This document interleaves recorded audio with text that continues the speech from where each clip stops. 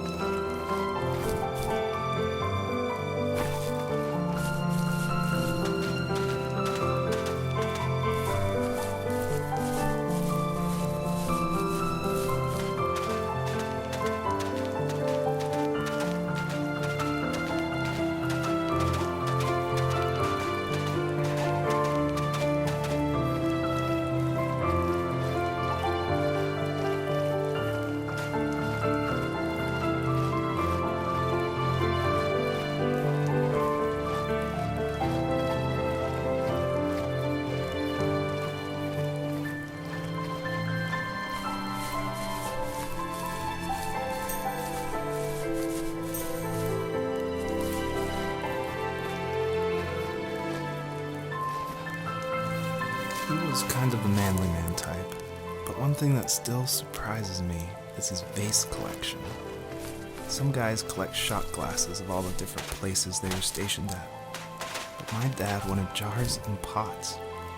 I think underneath his rough appearance, he was gentle, and he admired craftsmanship above all else. He never talked about the places he was stationed at, but he loved talking about how unique each piece of pottery was.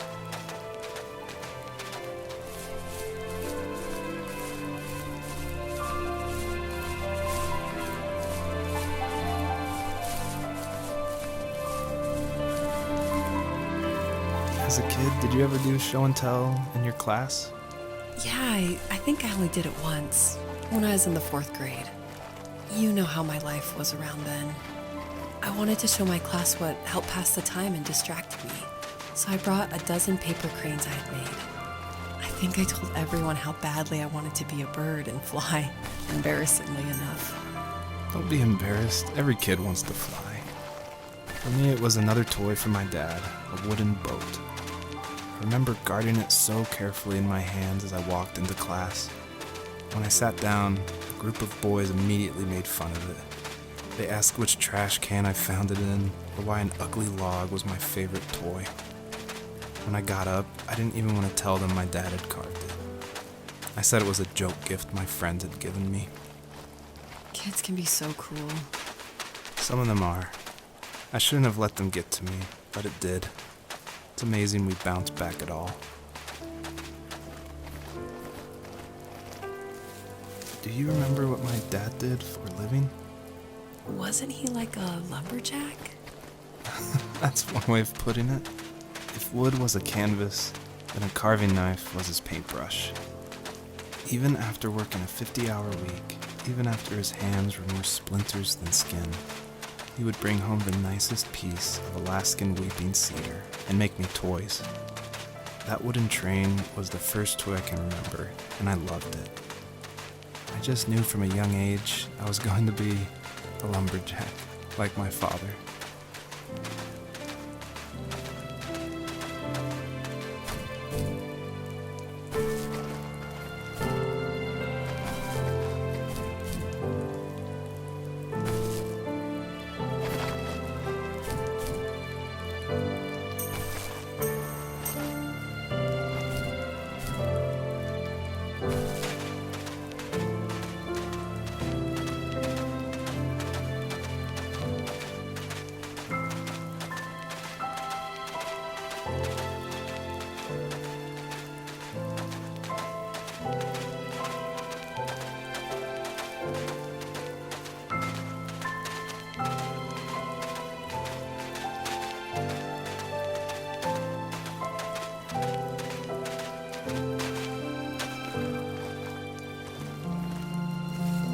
Usually those kids would leave me alone, but somehow they could tell I was different. They made fun of how far away I lived. They called my dad a sourdough. I was a blabbermouth as a kid, telling my dad stories I made up for hours. But after that show and tell, I didn't tell him much anymore. He didn't know exactly what was wrong, but his best guess was that the toys he carved weren't cool enough. He carved me a tank and tried to tell me what it was like to be in a real tank as a serviceman. I didn't know your dad was in the military. Yeah, in the army. The sad thing is that I'd pretty much forgotten until just now. There's so much I still don't know about him. I'm sorry. He knows how much you love him.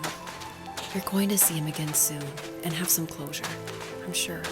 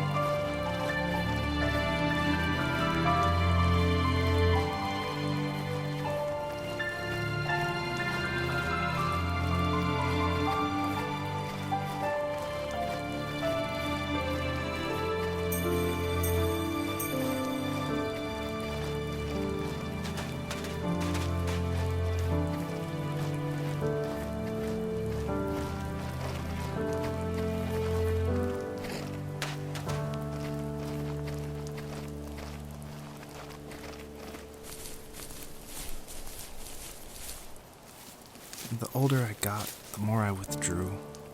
I asked myself, why talk to anybody anyway?